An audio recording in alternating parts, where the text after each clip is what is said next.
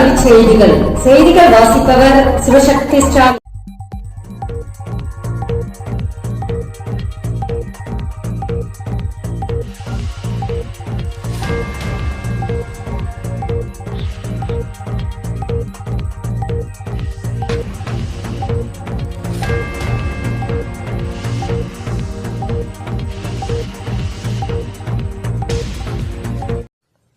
BEd மாணவர் சேர்க்கை கல்லூரி ஒதுக்கீட்டு ஆணையை பதிவிறக்கம் செய்யலாம். அமைச்சர் தகவல்.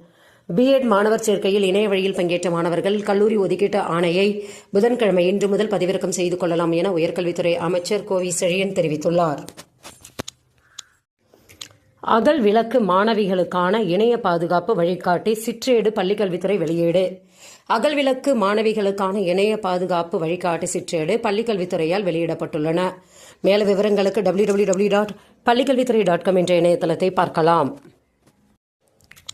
பள்ளி அளவிலான சிறார் திரைப்பட மன்ற போட்டிகள் நடத்த பள்ளிக்கல்வி இயக்குனர் உத்தரவு. பள்ளி அளவிலான சிறார் திரைப்பட மன்ற போட்டிகள் நடத்த பள்ளிக்கல்வி இயக்குனர் உத்தரவிட்டுள்ளார். மேல விவரங்களுக்கு www.dge.com என்ற இணையதளத்தை பார்க்கலாம். அரசு கல்வியியல் கல்லூரிகளில் எம்எட் சேர்க்கைக்கு விண்ணப்பிக்க ஆகஸ்ட் 25 கடைசி. அரசு கல்வியியல் கல்லூரிகளில் எம்எட் மாணவர் சேர்க்கைக்கான ஆன்லைன் விண்ணப்ப பதிவு தொடங்கியது. ஆகஸ்ட் 25 கடைசி நாள். மேல விவரங்களுக்கு www.tnteu.com என்ற இணையதளத்தை பார்க்கலாம்.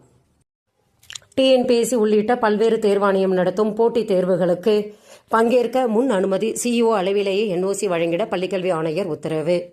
அரசு உயர்நிலை மேல்நிலைப் பள்ளிகளில் பணியாற்றும் ஆசிரியர்கள் ஒன்றிய அரசு பணியாளர் தேர்வாணையம், தமிழ்நாடு அரசு பணியாளர் தேர்வாணையம் மற்றும் இதர தேர்வாணையங்கள் நடத்தும் பல்வேறு பதவிகளுக்கான போட்டித் தேர்வுகளில் கலந்து கொள்ள உரிய கால அவகாசத்திற்கு அனுமதி வழங்குவதற்கு ஏதுவாக மாவட்ட முதன்மை கல்வி அலுவலர் அளவிலேயே உரிய முன் அனுமதி வழங்கப்பட வேண்டும் என கேட்டுக் கொள்ளப்பட்டுள்ளது.